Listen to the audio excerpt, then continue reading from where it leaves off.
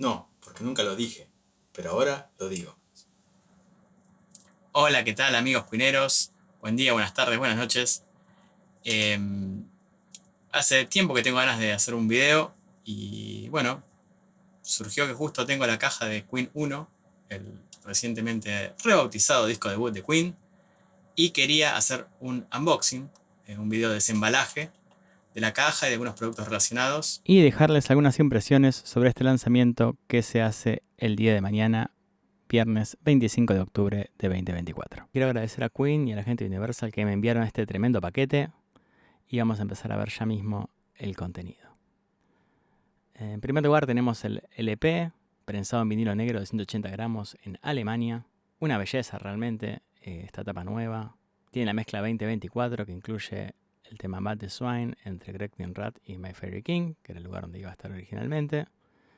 ¿Qué más? Tenemos el CD simple, también fabricado en Alemania. La verdad que muy linda la edición. La misma mezcla 2024 que el LP tiene. Y también tenemos el CD doble, la edición de lujo, también fabricado en Alemania, que contiene la mezcla 2024 y un CD con sesiones. Bueno, vamos a ver un poco el CD simple. Tiene la verdad muy linda pinta. Han hecho una nueva impresión al disco y contiene un librito con algo de información, algunas fotos, las letras de las canciones, incluyendo Matt the Swine. Esto faltaba en el CD original, no sé si recordarán. Y la ficha técnica del lanzamiento. Qué hermoso el escudo, ¿eh? La edición de lujo sigue un formato similar a la de The Miracle. Tiene 2 CDs, como dije antes, en solapas. Y un librito un poco más extenso. Acá está el CD1. Muy linda la impresión. Y el librillo con, bueno, de nuevo, información, citas, fotos. Ahí hay un recorte del diario personal de Roger Taylor del 27 de mayo de 1970, donde dice que decidieron que el nombre Queen era el mejor. Bocetos de Freddie, del escudo de la banda. Unas fotos muy, muy lindas de ellos tocando en vivo. Fotos de las sesiones con Douglas Podiford en el departamento de Freddie Mercury. Y las letras de las canciones. Obviamente, Matt Swain está donde tiene que estar. Been Here Before, dice, y es como está en la letra manuscrita y en el máster. No hay un comienzo distinto. Hay un pequeño error ahí que habla sobre la pista 13, en realidad es la pista 12, ¿no? Si fuera fue Lesbian, que está producida por Terry Johnson. Y bueno, acá está el CD de sesiones, que la verdad que tiene un material increíble. No quiero entrar mucho en detalles porque no quiero arruinar la sorpresa a nadie. Esa es la foto original de la que se tomó el Freddy de la tapa, ¿no? Tanto de la edición original como de esta nueva llamada Queen 1. Y bueno, vamos a ver la caja, ¿no? Que es lo que más nos convoca. Muy linda la impresión. Bueno, tiene 6 CDs con muchísimo contenido. Y el LP, nuevamente, este lo vamos a ver un poco más en detalle. Fíjense que tiene la advertencia sobre malas palabras. Parece un poco de moda eso a esta altura. Bueno, muy bello el Queen 1S en dorado que remite a las primeras ediciones de Elektra. El sobre interno con las letras. Otra cosa que sería novedad si uno lo compara con la edición original de la época. Y este hermosísimo vinilo negro de 180 gramos, masterizado por Miles Shovel en Abbey Road, cortado por él, el gran experto mundial en corte de vinilos. La verdad que muy, muy lindo. Huele hermoso además, hay que decirlo. La tapa nueva, la contratapa nueva recreada digitalmente, tiene una definición increíble. La tapa nueva tiene algunas diferencias con la original, luego las vamos a ver. Muy, muy bello. Es un cartón mate que le genera muchísimo más contraste al dorado. Acá está la edición suelta que vimos antes. Hay unas pequeñas diferencias porque, bueno, esta tiene un código de barra que la de la caja no. Y el La posición del escudo de Queen es distinta, pero son muy parecidos. Y está para comparar con una edición bastante reciente del álbum original. Bueno, se puede observar que hay bastantes diferencias en coloración, en los degradés. Le faltan algunos elementos que, bueno, se ve que no eran muy deseados. Así que han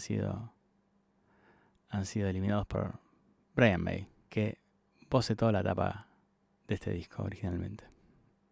Van a haber algunas diferencias también, como está compaginada la parte de atrás. En el nuevo diseño no se menciona a Deacon John, sino a John Deacon. A John no le había gustado nada ese cambio, así que bueno, han respetado sus deseos esta vez. Y tampoco lleva la leyenda representando algo de lo que la música de Queen ha sido en los últimos años, bla, bla. Un comentario medio displicente que demuestra lo poco que les gustaba el resultado final, ¿no? Y esta es una de las razones principales para mezclarlo nuevamente. Bueno, aquí está la carpeta con los CDs con muy bello detalle en dorado. Tiene 6 discos, la mezcla 2024, un CD con los demos de Lane Lea, también mezcla 2024, el CD ya mencionado de las sesiones, que luego entraremos en detalle, un CD con pistas de acompañamiento, también mezcla 2024, un CD con material registrado en la BBC y un CD en vivo. Bueno, este CD con la mezcla 2024 es muy interesante para escuchar y comparar con la original. Es bastante diferente la mezcla. Ya vamos a hablar un poquito de eso. Este CD es increíble que viene ahora porque esta mezcla 2024 de los demos de Lane Lea realmente los pule, se escuchan como nunca antes. O sea, si uno creyó que había escuchado los demos de Lane Lea hasta ahora, no los había escuchado nunca realmente. El CD de las sesiones, bueno, ya vamos a entrar en detalle mientras veamos el libro, pero tiene material registrado en The Lane Lea y material registrado en Trident, lo que ofrece un panorama bastante integral del desarrollo de estas canciones. Luego un CD con pistas de acompañamiento, mezcla 2024, la verdad que muy muy interesante. Algunas tienen coros al estilo karaoke y otras no, y muy bien elegidos cuáles sí, cuáles no, en relación al resto del material en la caja. Es como escuchar también un disco nuevo. La versión de Seven Seas of Rye es simplemente la mezcla 2024, porque ya es instrumental. Creo que la incluyen para que el disco esté completo.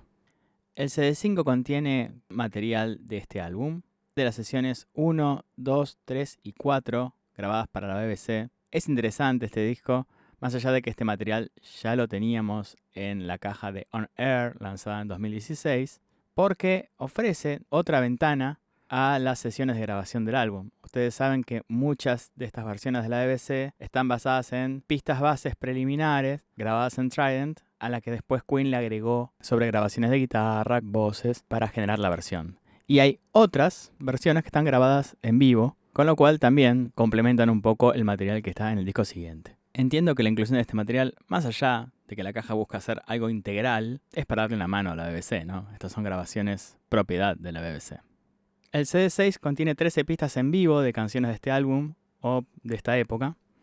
Las primeras 9 son versiones ya conocidas, del 2014 cuando se lanzaron en Live at the Rainbow, correspondientes al concierto del 31 de marzo de 1974 en el Rainbow Theatre de Londres. Es una pena que no hayan incluido material desconocido, pero según nos cuenta Queen, el archivo de esa época no es tan extenso y hay que tener en cuenta que son grabaciones que tienen 50 años o más, con lo cual tienen deficiencias desde la forma en que han sido preservadas, ¿no? Piensen que muchos de estos registros estaban en manos de privados hasta los 90, hasta los 2000, y no fueron cuidados como se debe.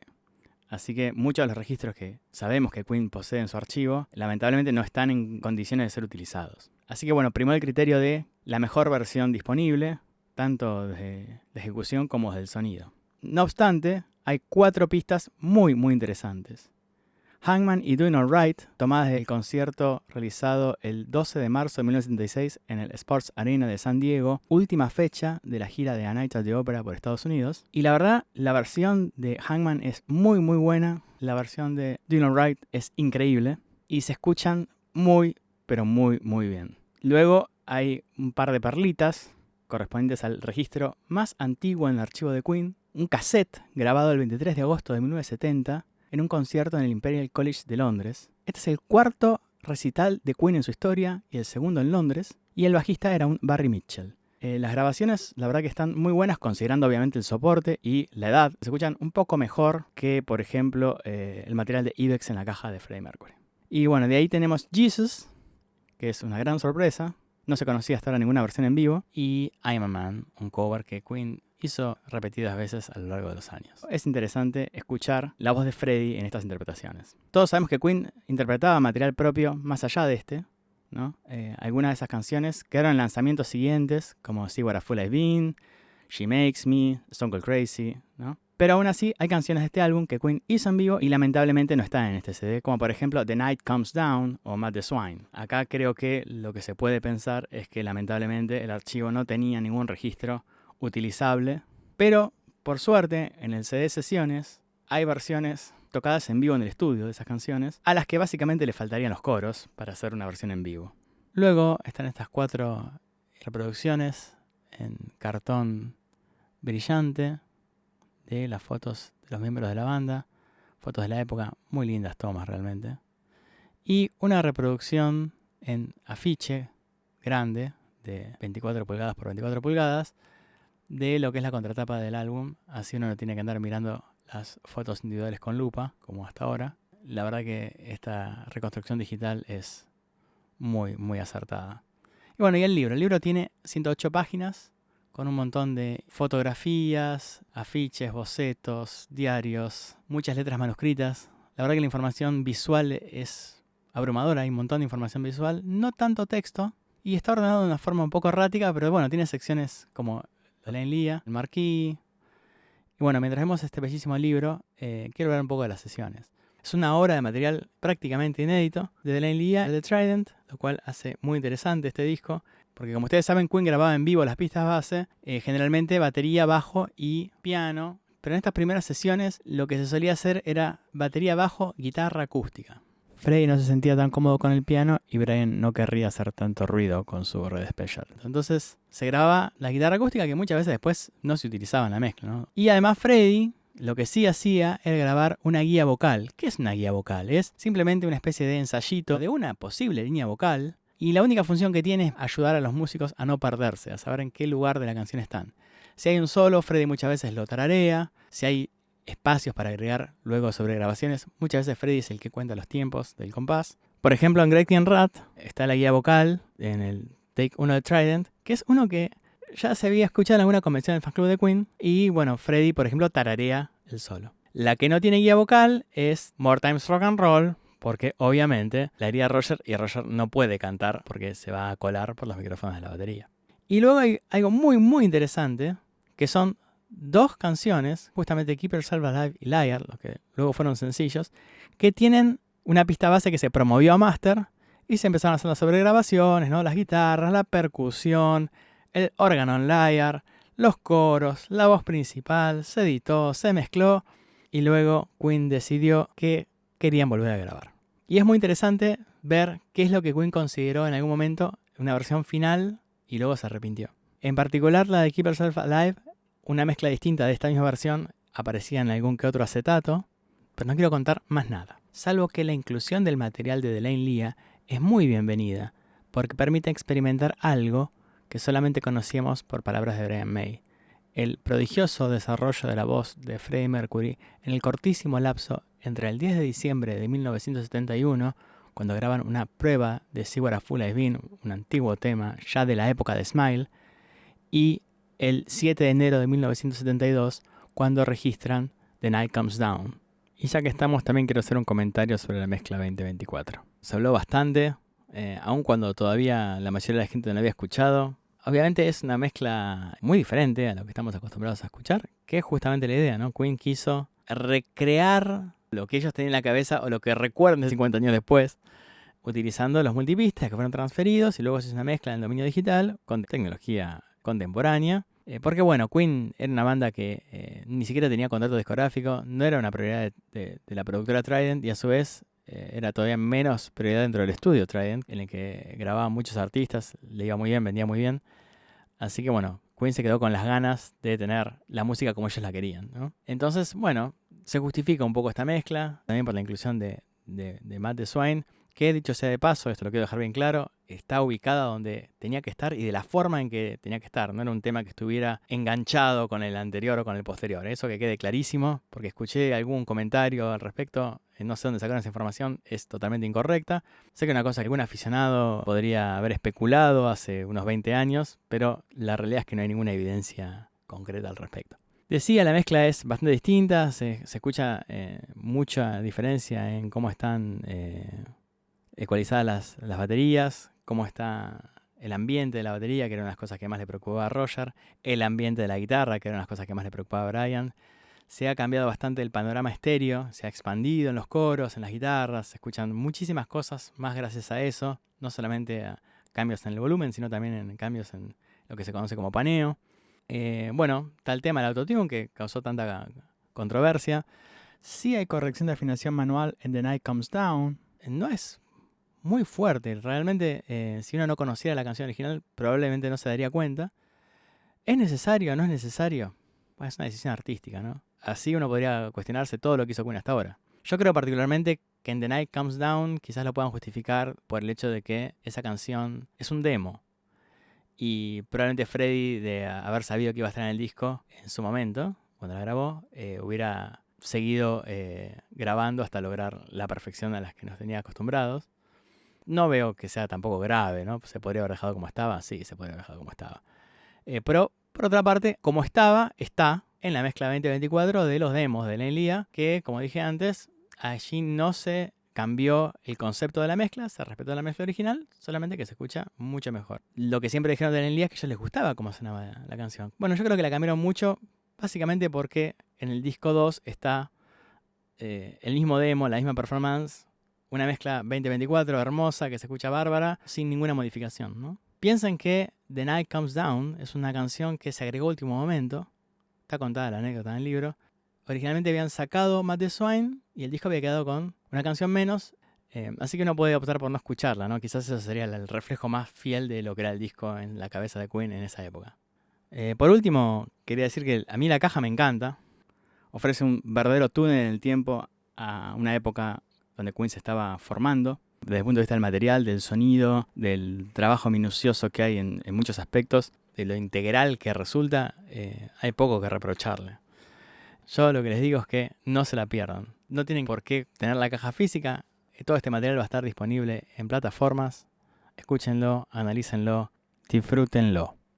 Defectos, obviamente, le encuentro. Hay un par de errores u omisiones en el texto. Me gustaría que la caja traiga un DVD o un Blu-ray con los videos promocionales de la época. Entiendo que hay una merma muy importante en la demanda de los soportes visuales, ¿no? Pero espero que el material esté disponible prontamente en YouTube. Y bueno, si se animan a hacer un lanzamiento en Blu-ray con el disco en Atmos, la verdad que sería genial. Además, espero yo que este tratamiento que hicieron con Queen 1 lo hagan con Queen 2 realmente. No tanto porque Queen tenga que hacer una mezcla nueva porque no está contento con cómo suena, sino porque una mezcla nueva en el dominio digital permitiría sacarle muchísimo brillo. Algo que está perfectamente ejemplificado en lo que se escucha de los demos de Lenlia mezclados a nuevo. Bueno, y para cerrar, un comentario. Saben que están esos supuestos aficionados que lo único que hacen es criticar y criticar y criticar.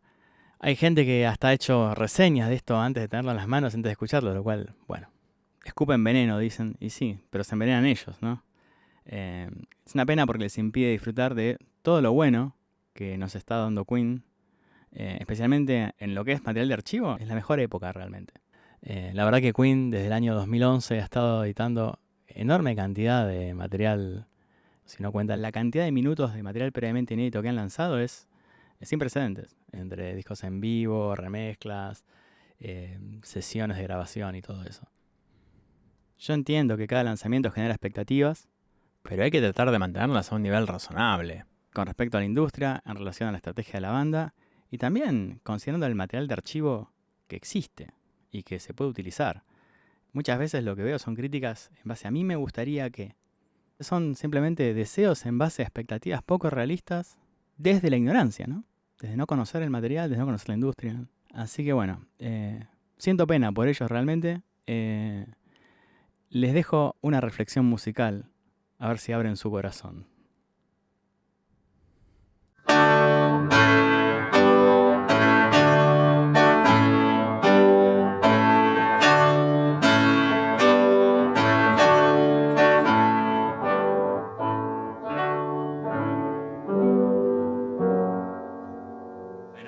les haya gustado el recorrido por los discos y los diferentes elementos que componen estos lanzamientos.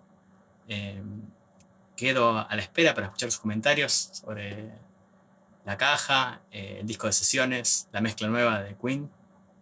Y bueno, si llegamos a los 100 likes, prometo hacer un vivo el mes que viene comentando más detalles sobre la caja y sobre su material, especialmente sobre el material inédito que contiene.